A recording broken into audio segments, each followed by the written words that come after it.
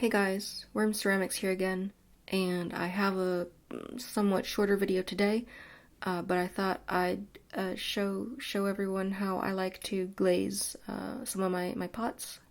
One pot in particular, this planter, with some, I made this a while back, featuring some woodpeckers and some hoo-hoo birds. So just right now I'm preparing the pot before glazing. So what I normally like to do is I'll take my clean sponge, just dip it in some water, wring it out, and then I will lightly just try to get all of the dust and whatever else kind of stuck to the pot during the bisque fire. So really just try to clean that because I want to keep my glaze bucket clean. I also like to throw plates along with my planter pots.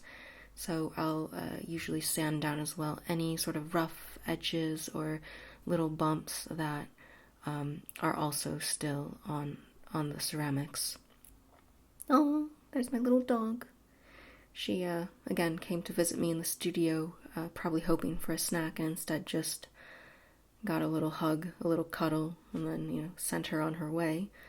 So right, so once I'll also sand down some of the edges as well on the main pot, but I wanted to wipe it down first. So did that, got the plate ready, and after I'm happy with this, I'll take my bucket of transparent glaze. So I fire at a higher temperature at 1250 degrees Celsius. So make sure that you buy the right glaze for the right temperature profile. That's super duper important. So I have a big bucket of transparent, because most of the stuff that I make I'll usually paint with underglazes, and then just it makes more sense to dip them in a giant bucket of transparent glaze. So also, I remember when I was at a ceramic studio once, and the instructor, she was like, yes, everything in ceramics, everything, it always sort of sinks to the bottom. It's always a lot of sediments. So, I do spend a fair amount of time also really mixing up the glazes.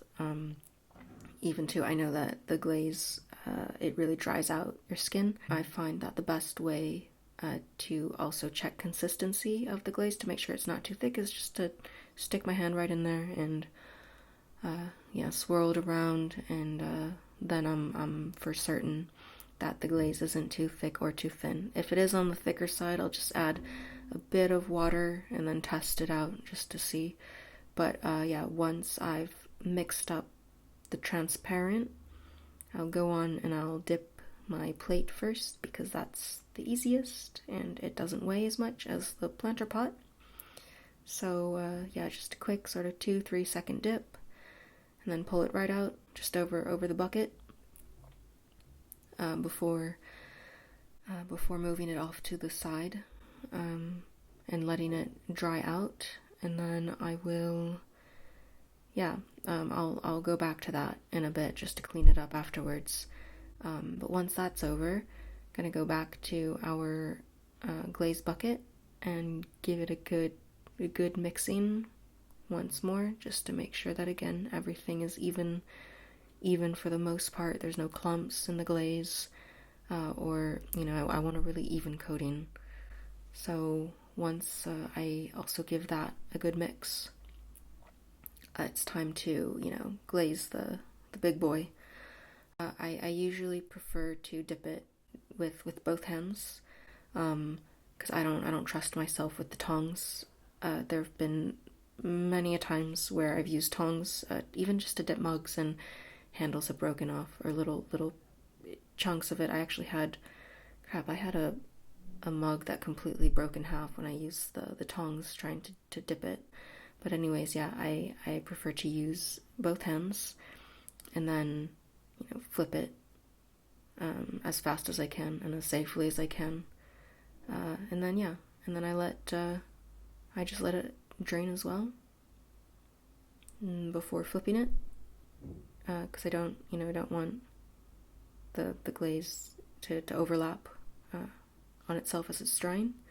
And then, yeah, then I'll put it next to the plate, and I'll just dab some those parts of the pot, and I'll wait maybe a couple hours, a day, just so that the glaze can just sit on the bisque, on the bisqueware. Afterwards, I don't show it in this video, but afterwards I'll take like one of my wooden tools or a knife, and I'll slowly fill in all of those holes and just really clean it up before I send it off to be fired. So yeah, that's how I glaze my pots, at least some of them. So thanks again for watching, and happy pottery making. See you soon.